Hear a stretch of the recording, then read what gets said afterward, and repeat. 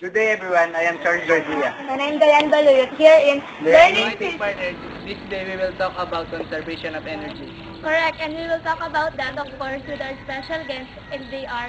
Ms. Kiara Garcin, Mr. Justin Miranda, and Ms. Janine Ozalan. And I know they have a lot of knowledge about science, especially in physics. Now we will talk about conservation of energy. And of course, I researched about that part. Our energy, heat, and work. Thermal energy, the first, second, and third law of thermodynamics, and the efficiency of the heat engine. Okay, partner, we will start that with Ms. Kiara Garcin.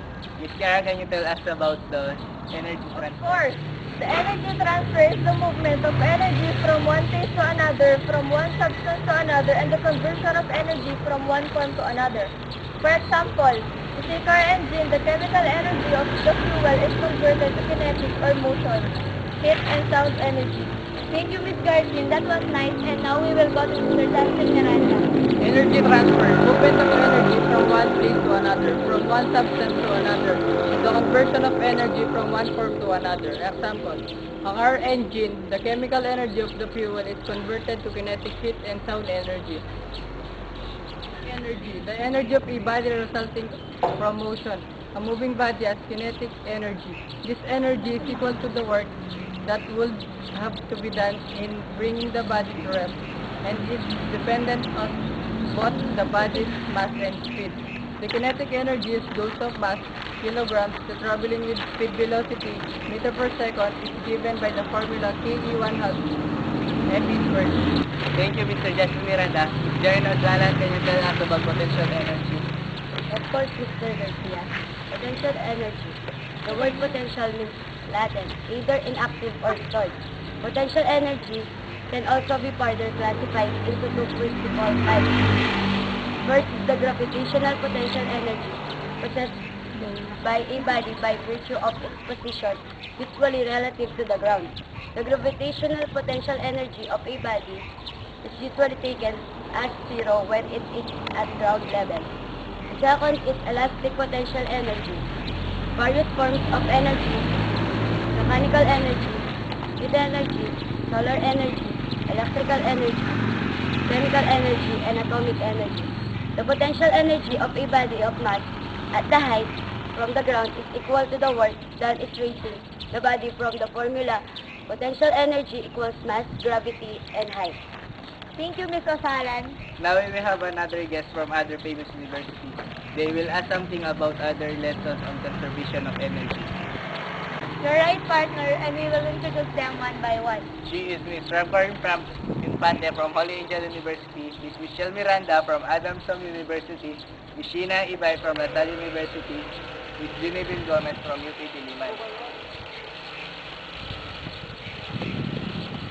Some question about our topic today. Ms. Infante, will you please start the question? Thank you. My question is all about heat. What is the meaning of heat, and what is the formula of heat? Can you please answer that, Ms. Garcin? Okay, heat is like work, is energy in transit. The transfer of energy as heat, however, occurs at the molecular level as a result of a temperature difference. As with work, the amount of heat transferred depends upon the task and actions during the initial and the final condition of the heat.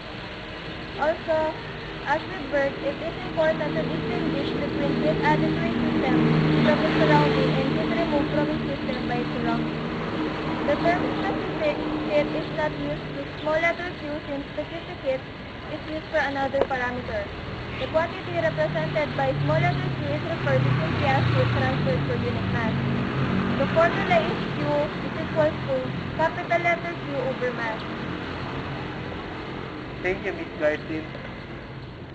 Then, what's the meaning of small letter Q, big letter Q, and small letter M in the formula of heat? The meaning of small letter Q is heat transferred per unit mass. The big letter Q is the heat transferred, and the small letter Q is the mass. Is there any question, Ms. Infante? Nothing, ma'am. Thank you for answering my question. Next, Michelle Miranda from Adamson University. What will you ask, Ms. Miranda? Hi, Ms. Ozalan. I just want to ask, what is work and please define it? Please answer it, Ms. Ozalan. Sure, Mr. Work is a form of energy, but it is energy in transit. Work is not a property of a system. Work is a process done by or on a system, but system contains no work.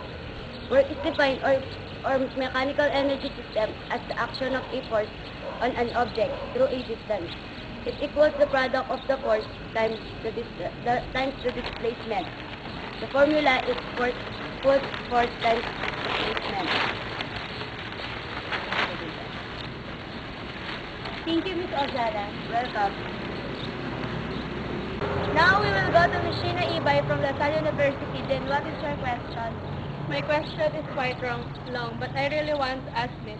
What are the 3 laws of thermodynamics? It's your turn, Mr. Justin Miranda. The first law of thermodynamics is an expression of the more universal physical law of conservation of energy. The first law of thermodynamics states the increase in the internal energy of a system is equal to the amount energy added by heating the system minus the amount lost of a result of the work done by the system on its surroundings. The first law of thermodynamics basically states the thermodynamic system can store or hold energy and that this internal energy is conserved. The second law of thermodynamics is an expression of the universal law of increasing entropy, stating the entropy of ice. The second law of thermodynamics is an expression of the universal law of increasing entropy, stating the entropy of an isolated system, which is the equilibrium, will tend to increase our time approaching a maximum value at equilibrium. Third law of thermodynamics is statistical law of nature regarding entropy and the impossibility of reaching absolute zero of temperature. The most common enunciation of third law of thermodynamics is a system approaches absolute zero. All processes, least and entropy of the system approaches a minimum value. Thank you, Mr. Justin Miranda. Now it's your turn, Miss Junibin Gomez. May I ask what is the efficiency of heat engine? The efficiency of a heat engine relates how much useful power is output for a given amount of heat energy input.